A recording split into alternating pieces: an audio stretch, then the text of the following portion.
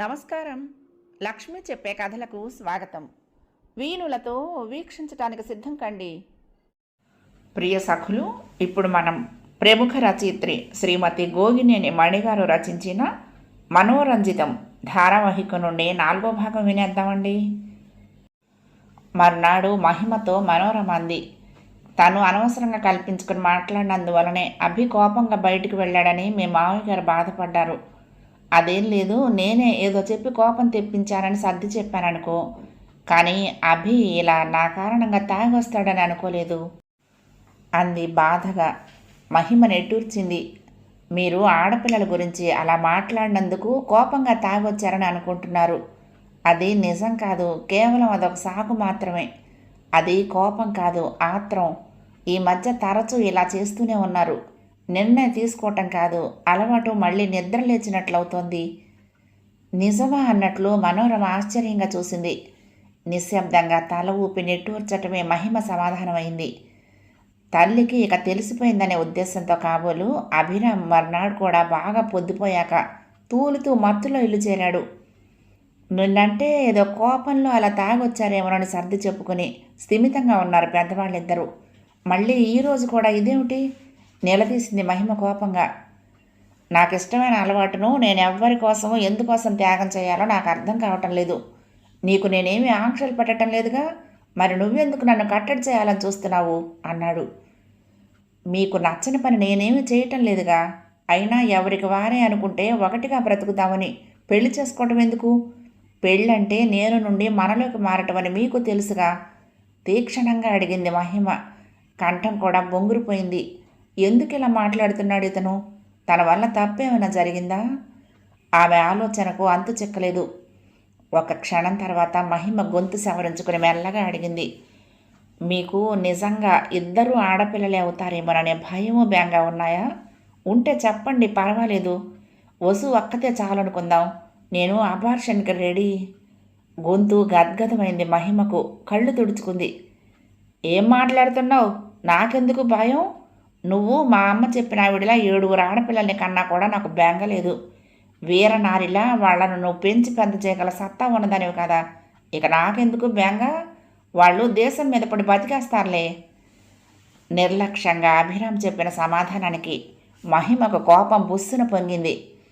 సమాధానం చెప్పటం అనవసరం అనిపించింది, కానీ ఉండబట్టలేక చిచ్చి చీదరగా అంటూ మొహం పక్కకు తిప్పుకుంది. ఏయ్, నీకు నేను ఎలా కనిపిస్తున్నాను? కుక్కలాగానా? చిచ్చి అంటావా అంటూ విసురుగా చెయ్యెత్తి చెంప చెళ్ళు అనిపించాడు. బిత్తరపోయింది మహిమ. అనుకోని ఈ సంఘటనకు నిర్ఘాంతపై చూసింది.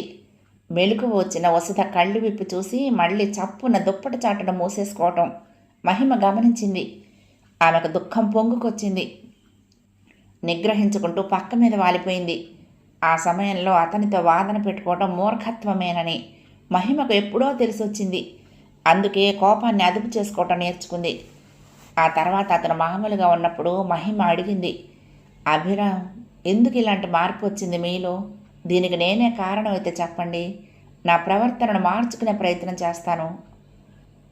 నువ్వు నీకు ఇష్టమైనట్లుండు. నేనేమి నిన్ను మారమని అడగను. అలాంటి అవసరం నాకు లేదు. ఖచ్చితం అన్నట్లు చెప్పాడు అభిరామ్. మనమిద్దరం ఓ పాపకు జన్మనిచ్చాం. ఎవరికి వారే అనుకుంటే తన సంగతి ఏంటి? మిమ్మల్ని చూస్తేనే చాలు ఎంత భయపడుతుందో మీకు తెలుసా? అలా అయితే హాస్టల్లో వేద్దాం అనుకుంటున్నావా? మహిమ ఉలిక్కి పడింది. ఇంత చిన్నదాన్ని హాస్టల్లో ఎందుకు వేస్తానంటాను?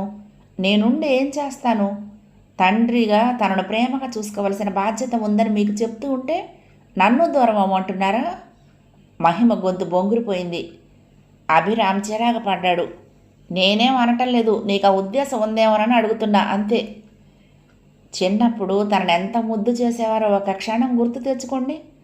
తనకి ఊహ తెలిసే వయసులో భయం కలిగిస్తున్నారు. మహిమ కంఠంలో నిష్ఠూరం తొంగి చూసింది. ముద్దుగా ఒక పిల్ల ఉంది కదా అని ఇంకొకరు వద్దని నేనంటే ఎంత రాద్ధాంతం జరిగింది అన్నాడు అభిరామ్. ఎందుకు కోపం వచ్చిందో మీకు అర్థం కాలేదా? ఎవరైనా ఒకటే అనుకోవాలనుకున్నాం కానీ మగపిల్లవాడు వద్దని అర్థం కాదు. అయినా మన చేతుల్లో లేని దాని మీద మనం తీర్మానాలు ఎలా చేయగలం అంది. అభిరామ్ ఏమీ మాట్లాడకపోయేసరికి మహిమ మళ్ళీ చెప్పింది, అప్పుడు ఎవరో తెలియకముందే మీరు ఇష్టంగా అమ్మాయి అన్నట్లు ఆనందంగా మాట్లాడారు, మర్చిపోయారా? పైగా మా అమ్మే మన మధ్యకు వస్తుందంటూ నన్ను ఊరడించారు కూడా. అవును, అప్పుడు ఏ క్షణాన ఆ మాట అన్నానో గానీ నిజంగా ఆవిడే పుట్టినట్టు అనిపిస్తోంది. దాన్ని చూసినప్పుడల్లా ఇంతింత కళ్ళు పెట్టుకుని నన్నేదో కనిపెట్టి చూస్తున్నట్టు పట్టి పట్టి చూస్తుంటుంది. మీ అమ్మగారికి మన పెళ్ళి ఇష్టం లేదుగా, అందుకే నన్ను కట్టడి చేయడానికి కన్న కూతురిగా అవతరించారేమో. అభిరామ్ కొంచెం వ్యంగ్యంగా అన్న మహిమకు నవ్వొచ్చింది. నిజమే, ముందు అభ్యంతరం చెప్పినా తర్వాత ఇష్టపడిందిగా. మీరు కూడా ఆనంద భాష్పాలే తప్ప అమ్మ కళ్ళ నుండి కన్నీళ్లు రాకూడదని అన్నారు, జ్ఞాపకం ఉందా? తల్లి జ్ఞాపకాలతో మహిమ కళ్ళు తడయ్యాయి. అమ్మ సంతోషంగానే వెళ్ళిపోయింది. ఇప్పుడు ఉండుంటే తన నమ్మకమే నిజమైందని మీ ప్రవర్తన చూసి ఎంత బాధపడేదు. ఎందుకు ఎందుకు మళ్ళీ ఇలా మారిపోతున్నారు? నేనేం చేయగలనో తెలియటం లేదు. ఏం చేయమంటారో మీరైనా చెప్పండి. నిజంగా నేను చెప్పేవి 2 మాటలు పాటిస్తావా? అభిరామ్ ప్రశ్నకు మహిమల ఉత్సాహం వచ్చేసింది. చెప్పండి, తప్పకుండా చేస్తాను. మా అమ్మకే కాదు, అత్తయ్య మావయ్యలకు కూడా నేను చాలా నమ్మకంగా చెప్పాను. మీ పక్కన ఉండి మీరు మళ్ళీ పాతదారులకు వెళ్లకుండా నేను చూసుకోగలనని. అయితే విను. మొదటిది, నువ్వు నీ ఆరోగ్యాన్ని జాగ్రత్తగా చూసుకోవాలి. టైంకి భోజనం కానిచ్చేయాలి, కానీ నా కోసం ఎదురు చూస్తూ కూర్చోకూడదు. ఆ రోజు మీ ఇద్దరు భోజనం చేయకుండా ఎదురు చూస్తూ కూర్చోవటం నాకెంత బాధగా చిరాగ్గా అనిపించిందో తెలుసా? అభిరామ్ మాటలకు మహిమలో ఆనందం పొంగి వచ్చింది. ఏం చేయను, ఆ రోజు అత్తయ్య మొహం చూస్తే పలకరించడానికే నాకు జంకుగా అనిపించింది. ఆవిడ అంతగా బాధపడటం నేను ఎప్పుడూ చూడలేదు కూడా. రెండోది ఏంటి? హుషారుగా అడిగింది. అభిరామ్ చిన్నగా నవ్వాడు. నాకు ఏది తోస్తే అది చేసే స్వేచ్ఛ కావాలి. అదొద్దు ఇదొద్దు అంటూ నువ్వు రూల్స్ పెట్టడం నాకు ఇష్టం ఉండదు. మహిమ నివ్వెరపోయింది. మొదటి మాటతో మురిపించి రెండోదంటూ ఇంతలా దెబ్బతీయటమేంటి? రోషం వచ్చింది. మందు అలవాటు అనేది ఆర్థికంగానే కాదు, ఆరోగ్యానికి చేటు చేస్తుంది. ఈ మాట గుర్తు చేయటమే మీకు స్వేచ్ఛకు భంగం కలిగించినట్లా? తీవ్రంగా చూస్తూ కటువుగా అడిగింది. కాదా? మానే అంటూ తేలిగ్గా ఓ మాట చెప్పటం, సలహా ఇవ్వటం చాలా తేలిక. ఎవరైనా ఆ పని చేయగలరు, అందులో కష్టమే ఉంది. ఒకసారి రుచి చూసి దానికి ఇష్టంగా అలవాటు పడ్డాక అప్పుడు మానేసిన వాళ్ళ మాటకు సలహాకు విలువ ఉంటుంది, కానీ నీలాంటి వాళ్ళు చెప్పటం నేను వినటం ఏం వీలు కాదు. నిష్కర్షగా చెప్పిన అభిరామ్ సమాధానానికి మహిమకు ఒక క్షణం నోట మాట రాలేదు. తర్వాత ఎలాగో పెగల్చుకుని దుఃఖాన్ని అదిమి పెడుతూ అడిగింది. రోగికి మందిచ్చే డాక్టర్కి రోగం గురించి తెలుసుంటే చాలదా? ఆయన అనారోగ్యాన్ని అనుభవించి అప్పుడే మందులు పనిచేస్తాయో, ఎలాంటి జాగ్రత్తలు తీసుకోవాలో చెప్పాలంటే ఎలా? ఓ, తెలివిగా మాట్లాడుతున్నానని అనుకుంటున్నావా? ఇక్కడ నువ్వు డాక్టర్వి కాదు, నేను పేషెంట్ని కాదు, అది గుర్తుపెట్టుకో అంటూ విసురుగా బయటకు వెళ్ళిపోయాడు. మహిమ నిర్ఘాంతపోయి 2 నిమిషాలు అలాగే నిలబడిపోయింది. ఆ తర్వాత 2 రోజులకు మనోరమకు పెద్దమ్మ వరుస అయ్యే దూరపు బంధువులావిడ అడ్రస్ పట్టుకుని వెతుక్కుంటూ వచ్చింది. పెద్ద వయసు అయినా తోడు అవసరం లేదంటూ ఒక్కతే వచ్చేసింది. ఏముంది, అక్కడ అబ్బాయి ట్రైన్ ఎక్కించాడా, ఇక్కడ దిగగానే బోలెడు మంది ఆటో బంధువులు చుట్టుముట్టి పోటీలు పడి మరీ ఇక్కడికి చేర్చారు అంటూ నవ్వింది. డాక్టర్కి చూపించుకోవటానికని వచ్చానని చెప్పింది. ఈ మధ్య అనారోగ్యంతో చాలా నాళ్లు మంచం మీదే ఉండి కోలుకున్నానని, తెలిసిన బంధువుల డాక్టర్ దగ్గరకు చెకప్కు టెస్టులు చేయించుకోవటానికి వచ్చానంటూ తన అనారోగ్యం గురించి వివరిస్తూ చెప్పకుండా ఒక్క మాటలో ముగించేయటం మహిమకు ఆశ్చర్యంగా అనిపించింది. సాధారణంగా ఆ వయసు వాళ్ళు తన అనారోగ్య సంగతులు ఎక్కువగా చెప్తూ ఉంటారని మహిమ అభిప్రాయం. చాలామందినే గమనించింది. మరి ఈవిడ మాత్రం అలా కాకుండా బంధువుల సంగతులన్నీ సరదాగా నవ్వుతూ చెప్పుకొచ్చింది. హాస్పిటల్ కూడా ఒక్కతే వెళ్తానంటే మనోరమ అంగీకరించలేదు. అభిరామును సెలవు పెట్టమని చెప్పి ఆవిడతో పంపించింది. తను కూడా వెళ్తానని అంటే మనోరమ ఇంతమంది ఎందుకులే అనేసరికి మహిమ ఆగిపోయింది. ఆమె తీరు బాగా నచ్చి ఆమె పట్ల మహిమకు సదభిప్రాయం ఏర్పడి ఇష్టమూ కలిగింది. ఆవిడ పేరు నరసాయమ్మట. ఆవిడ చెప్పే కబుర్లు మహిమ శ్రద్ధగా వింది. ఆమెకు ఏం రోగాలు ఉన్నాయో తెలియదు, కానీ చక్కగా నవ్వుతూ కబుర్లు చెప్పడం మహిమకు ఆశ్చర్యంగానే ఉంది. అభిరాముని ఎప్పుడో చిన్నప్పుడు చూసిందిట. సెలవులకు తమ ఊరు తీసుకువెళ్ళానంటూ అప్పటి సంగతులన్నీ జ్ఞాపకం చేసుకుంది ఆవిడ. అప్పుడు మా ఇంటికి వచ్చినప్పుడు నన్ను నరసమ్మ మా అమ్మ అని పిలిచేవాడా? ఒకరోజు నువ్వు నరసమ్మవు కదా, తెల్లగౌను వేసుకుని తల మీద తెల్ల క్యాప్ పెట్టుకోలేదేమో అని అడిగాడు. అందరం ఎంత నవ్వామో.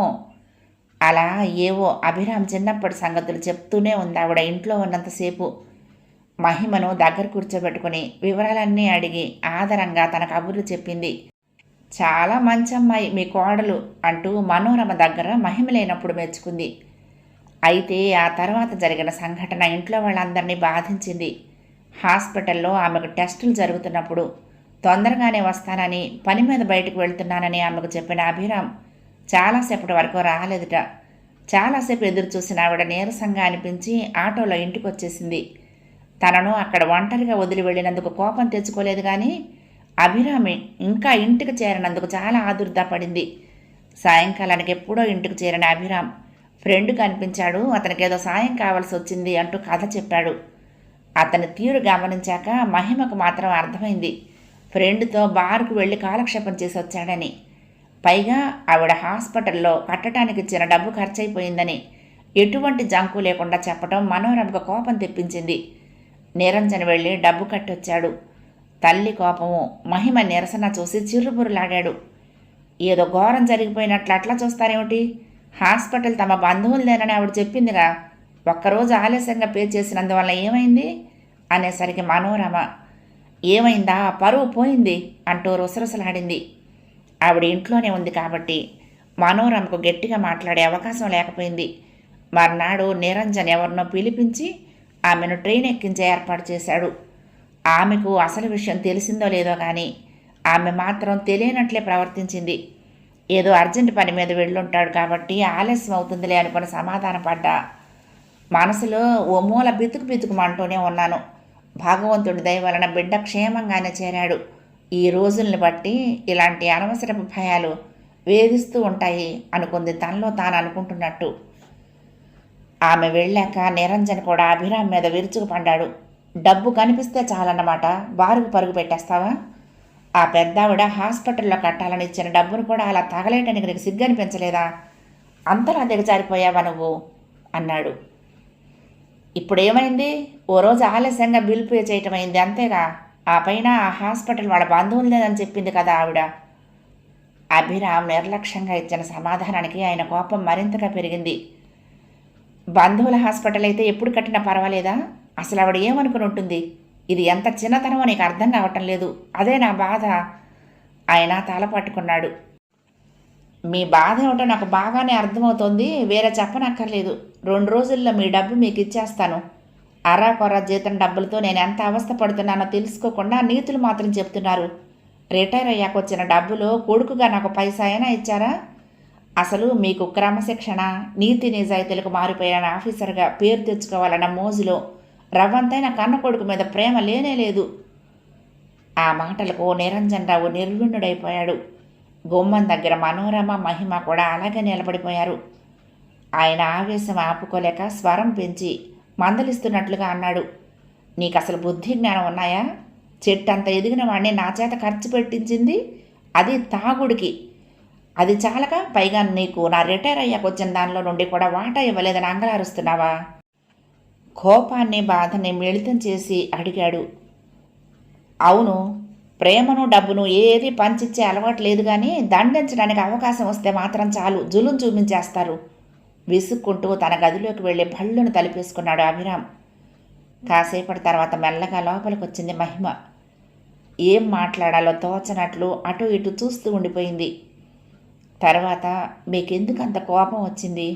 పెద్దవాళ్ళను గౌరవించినట్లుగా మీ అభిప్రాయం ఏదైనా మామూలుగా మెల్లగా చెప్పొచ్చు కదా అంది. నేను తప్ప ఈ ఇంట్లో ఎవరికైనా నీతులు చెప్పచ్చు. నువ్వే కాదు, ఇక ఆ చిన్నది కూడా నాకు మంచి చెడు అంటూ చెప్పడం మొదలు పెడుతుందేమో. ఇప్పటికే నా వైపు ఇంత కళ్ళు చేసుకుని మీరు చూస్తూ ఉంటుంది అన్నాడు. అది కోపం కాదు, మీరంటే దానికి బాగా భయం ఏర్పడిపోయింది. మునిపేమో నాన్న ఎప్పుడు వస్తారా అంటూ ఎదురు చూస్తూ కూర్చునేది. ఇప్పుడేమో మిమ్మల్ని చూసి పరిగెత్తిపోయి దాక్కుంటోంది. మహిమ నెట్టూరుస్తూ అంది. ఒక్క క్షణం ఆగి, అసలు చెబుదామని అనుకున్న విషయమే మర్చిపోయాను. నేను ఏదో ఒక ఉద్యోగం చూసుకుందామనుకుంటున్నాను అంది మహిమ సంకోచంగా. ఎందుకని అన్నట్టుగా చూశాడు అభిరామ్. ఇంటి అద్దె ఒక్కటే లేదు కానీ చాలా ఖర్చు అవుతూ ఉంటుంది. భారం అంతా పెద్దవాళ్ళ మీద వేయటం సమంజసంగా అనిపించటం లేదు. నేను ఉద్యోగం చేస్తే నాకు కాలక్షేపంగానూ ఉంటుంది. కొంత ఖర్చు మనము భరించినట్లు ఉంటుంది కదా. అభిరామ్కి కోపం వస్తుందేమోనన్నట్లు కొంచెం బెదురుగా చూసింది.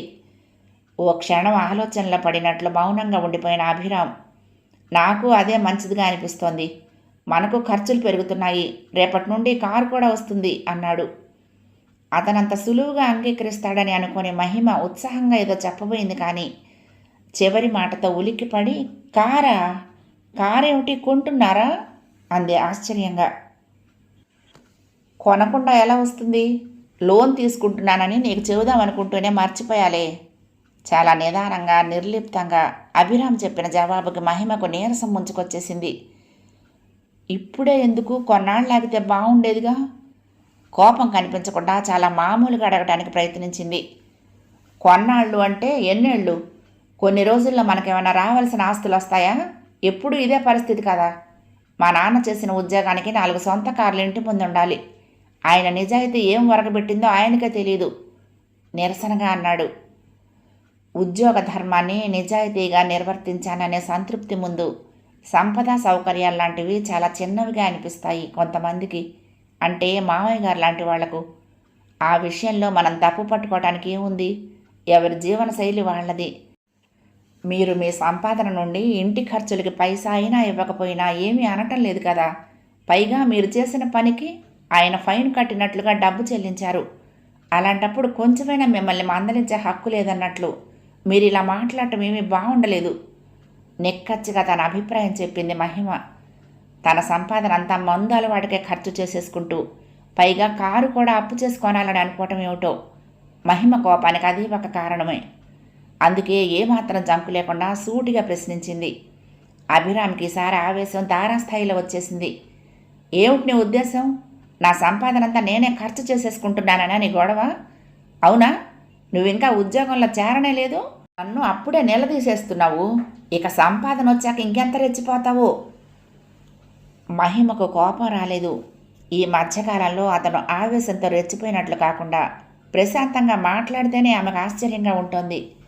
అందుకే నిర్లిప్తంగా నిట్టూర్చి ఊరుకుంది. ఆ మర్నాడు మహిమ కొన్ని అప్లికేషన్స్ రాస్తూ అటుగా వచ్చిన మనోరమకు తన అభిప్రాయం చెప్పింది. ఆవిడ ఓ క్షణం ఆశ్చర్యంగా చూసి, నువ్వు ఇలాంటి ఆలోచన చేస్తావని నేను అనుకుంటూనే ఉన్నాను. నేను కాదనటం లేదు కానీ ప్రస్తుతానికి మాత్రం వద్దని నా సలహా. నిజం మహిమ, ఈ సమయంలో నువ్వు ఉద్యోగం అంటూ హైరాణ పడటం ఆరోగ్యానికి కూడా మంచిది కాదు.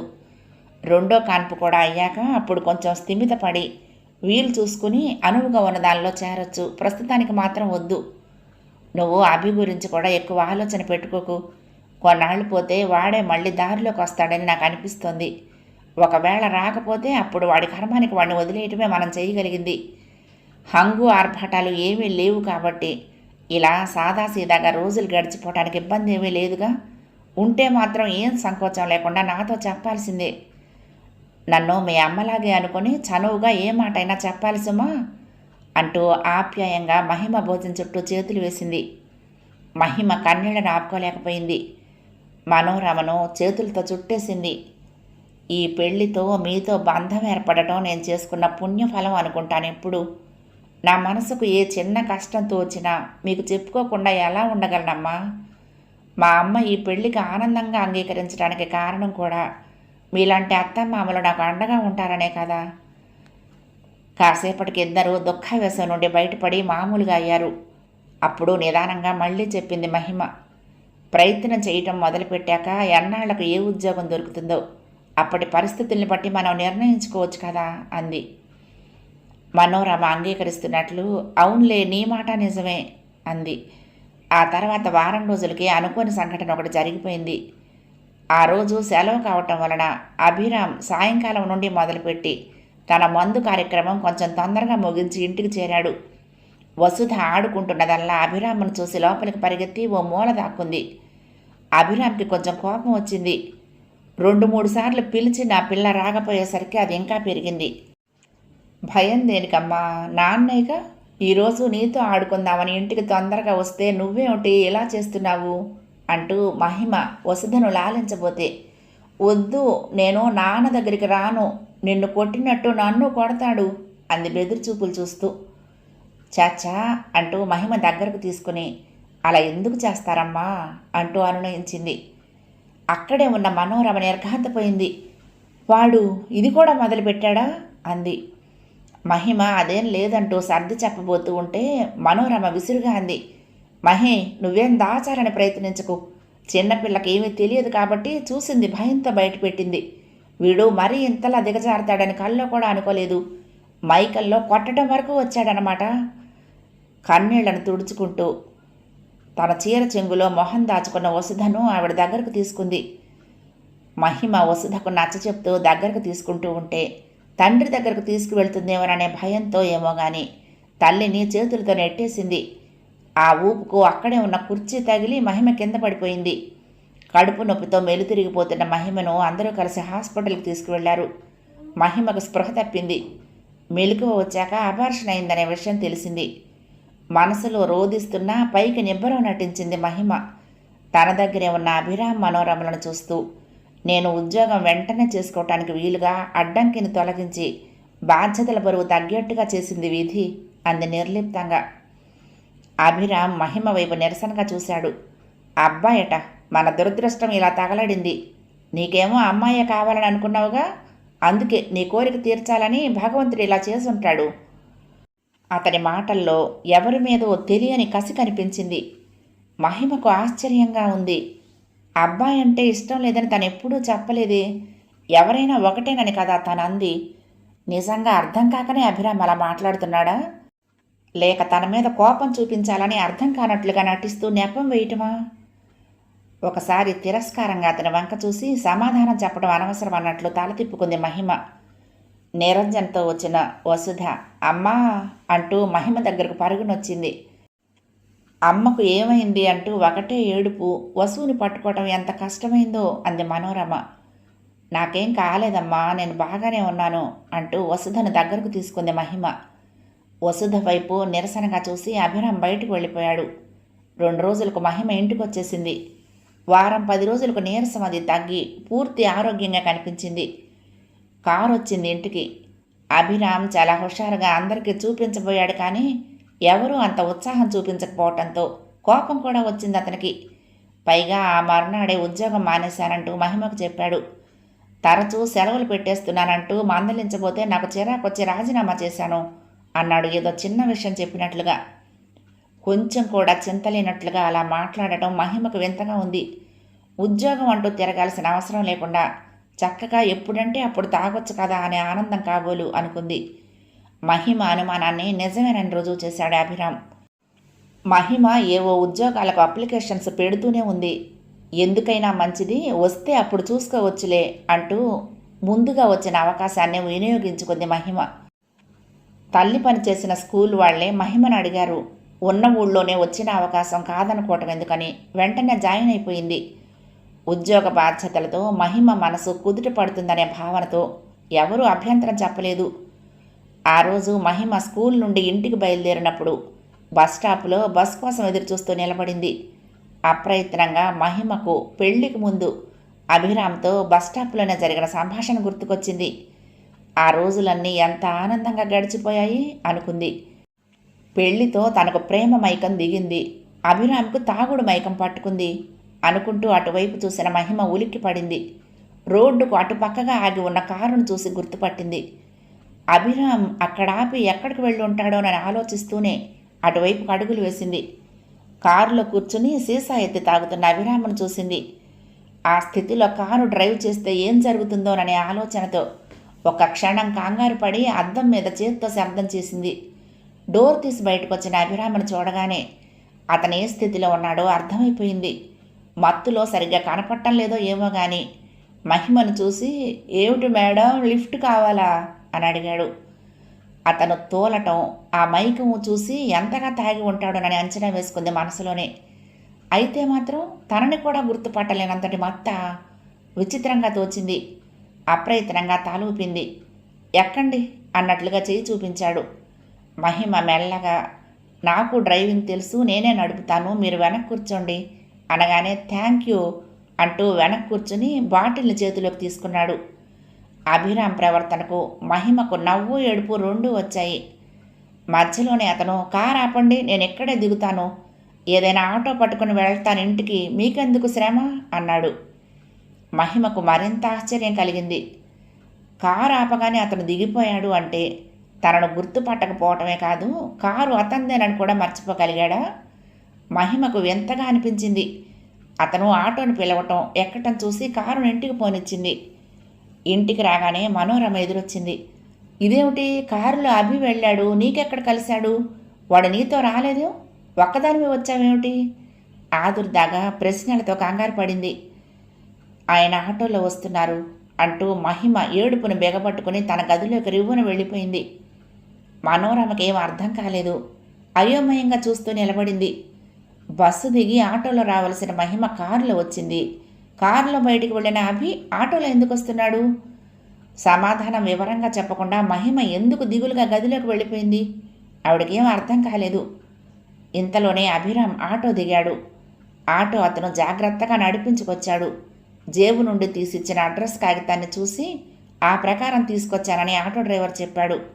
డబ్బు తీసుకుని అతను వెళ్ళగానే లోపలికి వచ్చిన మనోరమ కారు ఎదురా అని అడిగింది. కారు కారు అంటూ తడబడిన అభిరామ్ ఒక్క క్షణం ఏదో గుర్తుకు తెచ్చుకోవడానికి ప్రయత్నిస్తున్నట్లుగా ఆగి, ఎవరో పట్టుకుపోయారమ్మా అంటూ మంచం మీద వాలిపోయి, రేపు కంప్లైంట్ ఇద్దాం ముద్దగా పలుకుతూ నిద్రలోకి జారుకున్నాడు. మనోరమకు పరిస్థితి అర్థమైంది. మహిమ వైపు దిగులుగా చూసింది. తనను కూడా గుర్తుపట్టలేనంత మైకం కమ్మేసింది అభిరామ్ని. మహిమకు దిగ్భ్రాంతిగా ఉంది. తనేదో తప్పు చేసినట్లుగా మనోరమ ముందు తల వంచుకొని సిగ్గుగా తిరిగింది. అతను మందు వ్యసనానికి మళ్ళీ లోబడే అవకాశం ఉందని, భవిష్యత్తును బలిపెట్టొద్దని మనోరమ హెచ్చరించినప్పుడు తనెంత ధీమాగా ధైర్యంగా అలా జరగదని, తను జరగనీనని ఎంత ఆత్మవిశ్వాసంతో చెప్పింది. మహిమకు కన్నీళ్లు ఊపికొచ్చాయి. మనోరమతో మహిమ అవకాశం చూసుకొని మెల్లగా మనసులోని మాట బయటపెట్టింది. మనోరమ నివ్వెరపాటుతో, ఏమిటి వేరే వెళ్తారా? మీరు వసు లేకుండా ఎలా ఉండగలమమ్మా? బేలగా ప్రశ్నించింది. ఆయనకు బాధ్యత తెలిసొచ్చి కొంచెం మార్పు వస్తుందేమోననే ఆలోచన. ఈ ఊళ్ళోనే ఉంటాంగా, ఆ పైన నేను పనిచేస్తున్న స్కూలుకు కూడా దగ్గరలో ఏదైనా చిన్న పోర్షన్ చూసుకుందామని నసుగుతూ బదులు చెప్పింది మహిమ. మనోరమ ఏం ఆలోచించిందో గాని సరేనన్నట్లు తలూపింది.